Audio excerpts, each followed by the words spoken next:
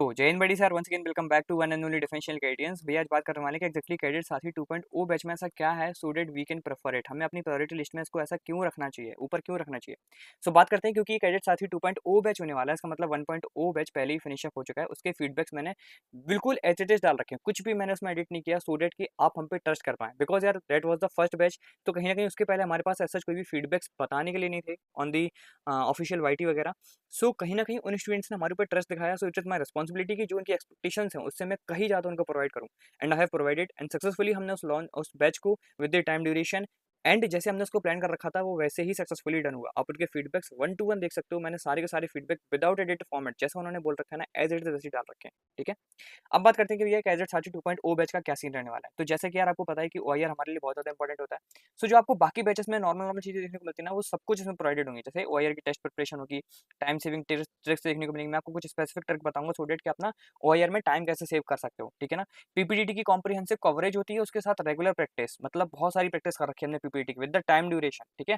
Along with GTO की practice देखने को मिलती है, जो कि रियलिस्टिक 3D मूवेबल मॉडल्स होते हैं। मैं आपको दिखाऊंगा किस तरीके के मॉडल्स होते हैं सो डेट कि अगर कोई भी एक्सटेंशन है, कोई भी कलर कोडिंग है, तो आपको वो क्लियरली 3D व्यू में विजिबल हो, सो डेट कि आप एक्जेक्टली बता पाएं कि उसमें क्या आइडिया लग सकता है, आपको डिस्टेंसेस का क्लियर आइडिया रहे, आपको जो भी हेल्पिंग मटेरियल मिलने वाला है उसका आपको क्लियर एक आइडिया रहे, सो डेट कि आप उन स्ट्रक्चर्स को बहुत अच्छे से सॉल्व कर पाएं। 1 टू 1 फीडबैक देखने को मिलता है साइकोलॉजिकल टेस्ट। अच्छा, ऐसा नहीं है कि डायरेक्टली जैसे मैंने आपको बता दिया कि टीईटी में क्या करना होता है उसके बाद सीधा आपको डोजर देखने को मिलेगा, बिल्कुल नहीं है। पहले हम प्रैक्टिस करते हैं, हर एक टेस्ट के बाद आपको असाइनमेंट्स देखने को मिलेंगे that you have to do at any cost. आप जैसे ही उन असाइनमेंट्स को फिनिश अप कर लोगे उसके बाद हम असाइनमेंट्स का 1 टू 1 सेशन करते हैं, जिसमें हम आपको फीडबैक बताते हैं एक्जेक्टली आपकी स्टोरी में ये दिक्कत है, ये दिक्कत है। अगर एक वर्ड की प्रॉब्लम है ना, तो मैं आपको वो भी एड्रेस करता हूँ। उसके बाद हम कंप्लीट 2 डोजियर प्रैक्टिस करते हैं, जो कि टाइम ड्यूरेशन के साथ देखने को मिलते हैं, ठीक है। वो 2 डोजियर होते हैं, वो कंप्लीटली टाइम प्रैक्टिस के साथ देखने को मिलते हैं। फिर इसके जो भी फीडबैक्स रहते हैं वो कंप्लीटली आपके मेल पे जाते हैं। उसके बाद आप फीडबैक को मैं बोलता हूँ कि आपको पहले इंट्रोस्पेक्ट करना है। उसके बाद जब आप इंट्रोस्पेक्ट कर लेते हो तो फिर हम उसको दोबारा से लाइव में डिस्कस कर रहे होते हैं। इसी तरीके से आपको पर्सनल इंटरव्यू सेशंस देखने को मिलते हैं, जो आपके पर्सनल इंटरव्यू 2 होते हैं। इसके पहले आपको मैं इंटरव्यू से रिलेटेड सारे क्वेश्चंस बता चुका होता हूँ, जो कि आपके इंटरव्यू के लिए रिलेवेंट हो सकते हैं। उसके अलावा OLQ development on the personality growth focus, ठीक है, क्योंकि यहाँ पे हम ओवरऑल पर्सनैलिटी ग्रोथ पे फोकस कर रहे होते हैं। इस वजह से आपकी communication skills, all those who are hesitation कि आप भैया मेरे को हेजिटेशन होता है, हिंदी मीडियम से बिलोंग करता हूँ, विलेज एरिया से बिलोंग करता हूँ, ट्रस्ट मी बॉस, कैडेट साथी 1.0 बैच में भी ऐसे स्टूडेंट्स थे, लेकिन on the day one they are not agreeing to ना स्पीक, ठीक है। लेकिन बाय द 25 डेज कहीं ना कहीं उनके पास इतना कॉन्फिडेंस आ गया कि आप उनको कभी भी कोई भी लेक्चर दे दो, कोई भी जी टॉपिक दे दो, कुछ भी बोलने को आप बोल दो, they are very freely and frank. वो आप नर्वसनेस शो नहीं करते, वो बोल देंगे, ठीक है ना। इसीलिए we will focus on this area also. हम आपकी कम्युनिकेशन स्किल्स, आई कॉन्टैक्ट कैसे रखने हैं, हैंड जेस्चर्स किस तरीके रखने हैं, सारी चीजें ओवरऑल पर्सनैलिटी पे फोकस करने का ट्राई करते हैं। Along with this live doubt solving देखने को मिलेगा और डेली परफॉर्मेंस ट्रैकिंग होती है। मतलब जो भी चीज आपने कर रखा है ना, उसका मैं डेली आपको फीडबैक देता हूँ कि एक्जेक्टली ये इश्यूज देखने को मिल रहे हैं। इसके साथ आपको कुछ स्पेशलिटी चीजें देखने को मिलेंगी, that is weekly feedback. What ever you have done ना ऑन ओवर द वीक, क्योंकि संडे को हमारी क्लासेस ऑफ रहती हैं, तो संडे को हमें आपको वीकली फीडबैक देता हूँ कि एक्जेक्टली आपको क्या क्या करना था, क्या क्या आपने अभी तक कर रखा है इस बैच में, और ऐसे क्या एरियाज ऑफ इंप्रूवमेंट है दैट यू शुड वर्क, ठीक है। अलॉन्ग विद दिस 4 आवर की लाइव क्लासेस होती है हमारी। एक बार जब लाइव क्लास स्टार्ट होती है तो 4 आवर की रहती है, ये एक्सटेंड भी कर सकती है। कई बार तो हमने कैडेट साथी 1.2 में शायद 1300 आवर्स हमने क्लास स्टार्ट की और रात के शायद 10-11 भी बज चुके हैं जब हम डोजियर प्रैक्टिस कर रहे होते हैं, क्योंकि वो it requires a lot of time, ठीक है। So depending on the situation कि कब तक हमारा टॉपिक फिनिश अप नहीं होता, कब तक आपके सारे के सारे डाउट्स क्लियर नहीं होते, तब तक मैं कभी भी क्लास को वाइंड अप नहीं करता। Another in critical observation, critical observation भी है, ये क्या चीज है, ये यार कुछ आपको स्पेसिफिक असाइनमेंट्स देखने को मिलते हैं जो आपको सॉल्व करने होते हैं इन द पीडीएफ फॉर्मेट। जैसे कि अगर मैं आपको एग्जांपल दूं, जो बहुत ही ज़्यादा क्रिटिकल ऑब्जर्वेशन पे डिपेंड करते हैं। जैसे अगर मैं आपको आइडिया दूं, तो अभी आपने देख रखा है कि भैया राफेल की डील हो रखी है। राफेल की डील में भी हमने देख रखा था कि राफेल की डील जो हो रखी है वो कंप्लीट 63,000 के अराउंड देखने को मिली थी, ठीक है, 63,000 करोड़ की। मतलब अगर आप पर कॉस्ट निकालोगे ना, पर राफेल की कॉस्ट ऑन एन एवरेज आपको 2,000 करोड़ से भी ज्यादा देखने को मिलेगी, ठीक है, 2,000 करोड़ से प्लस देखने को मिलेगी, ऑन एन एवरेज बता रहा हूँ मैं, ठीक है। इससे तो कहीं ज्यादा देखने को मिलेगी, शायद 2000 सभा के आसपास देखने को मिलेगी, है ना, सभा 2 के आसपास।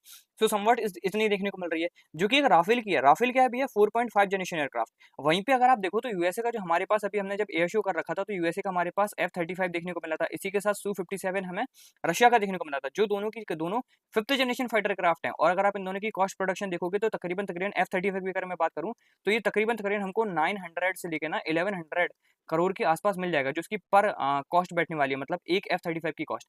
अगर मेरे को इतने में मिल जाएगा तो फिर मैं इसकी दुगनी प्राइस में, मतलब 2000 करोड़ में एक राफेल क्यों परचेज कर रहा हूँ, why we are doing that. क्या डिफेंस मिनिस्ट्री के पास इतना थोड़ा लॉजिक सेंस नहीं है क्या? क्या एग्जैक्टली इशू है?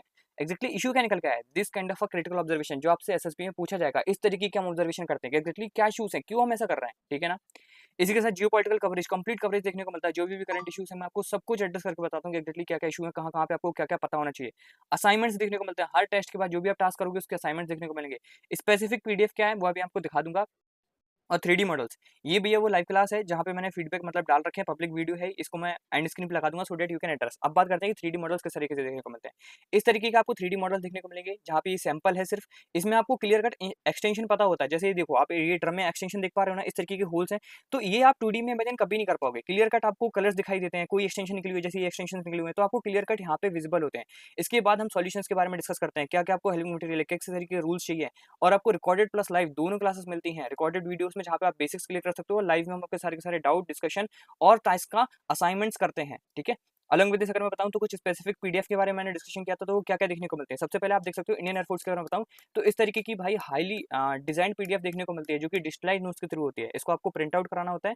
मैं आपको एक बार दिखा देता हूँ क्लियरली। इस तरीके की आपको पीडीएफ देखने को मिलेगी, समवट लाइक दिस, ठीक है। इस पीडीएफ में आप देख सकते हो यार बहुत कुछ प्रोवाइडेड है इसमें, मतलब रैंक स्ट्रक्चर से लेके कमांड से लेके कितने फाइटर्स देखने को मिलते हैं, उन फाइटर्स की स्पेसिफिकेशंस क्या है, उसके बाद कितने मेरे ट्रांसपोर्ट हेलीकॉप्टर हैं, ट्रांसपोर्ट फाइटर्स कैसे देखने, ट्रांसपोर्ट मतलब एयरक्राफ्ट क्या देखने को मिलता है, ट्रांसपोर्ट हेलीकॉप्टर कौन से होते हैं, अटैकिंग हेलीकॉप्टर कौन से होते हैं, यूएवीज क्या होती हैं, सारी चीजें विद द ग्राफ, उनकी स्पेसिफिकेशंस क्या क्या है, आपको क्या क्या पता होना चाहिए, सब कुछ प्रोवाइडेड है। अलॉन्ग विद कोर्स कौन कौन सी होती है, सब कुछ। इसी के बारे में अगर आर्मी के बारे में डिस्कशन करूँ तो आर्मी की भी आप देख सकते हो। आर्मी में भैया क्या क्या देखने को मिलता है, आर्मी में देख सकते हो स्टार्टिंग विद द डेट की यार क्या क्या चीजें हुई, फिर कहाँ कहाँ कितने कितने वॉर्स लड़े गए, कौन कौन से स्पेशल मिशन हैं या फिर ऑपरेशन है जो हमें पता होनी चाहिए।